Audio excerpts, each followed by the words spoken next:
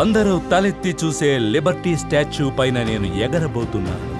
అందరూ స్వర్గంలా భావించే అమెరికా తొందరలో నా కాలి కింద ఉండబోతోంది. I'm flying.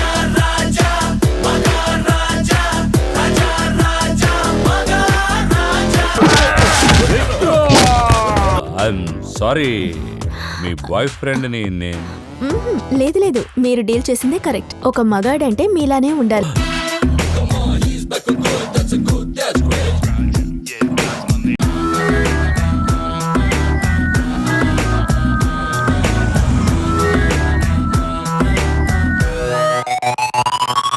Dad, college fee కట్టాలి, నోటీస్ వచ్చింది. రేపు చదువు పూర్తి చేసి ఉద్యోగానికి వెళ్ళి సంపాదించి నువ్వు గంతులే కదా మాట్లాడతారు. వాడు సంపాదించి కారు బంగ్లాని కొంటే మనం కూడా అనుభవిస్తాం కదా. మన గతి ఏంటో తెలుసా? అదిగో చూడు, ఆ తలాడించే బొమ్మలు చూడు. టైం ప్రకారం భోం చేస్తూ వాడింట్లో జీతం లేని వాచ్మెన్ లాగా ఇల్లంతా కాపలా కాయడమే.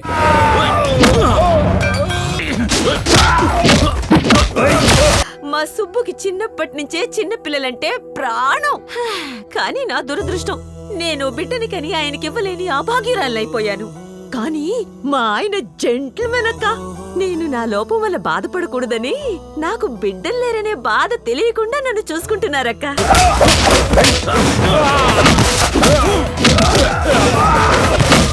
నీకంటే తక్కువగా జీతం తీసుకునే వాళ్ళందరూ హాయిగా కార్లో వెళ్తుంటే నువ్వు మాత్రం ఆ డొక్కు స్కూటీతో ఎందుకు కష్టపడాలి? సో వదిలేలా లేవు.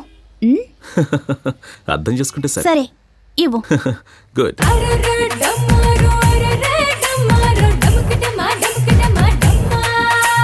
నడకే వయ్యారం పులకే సింగారం డమ్క డమ్మా డమ్క డమ్మా డమ్మా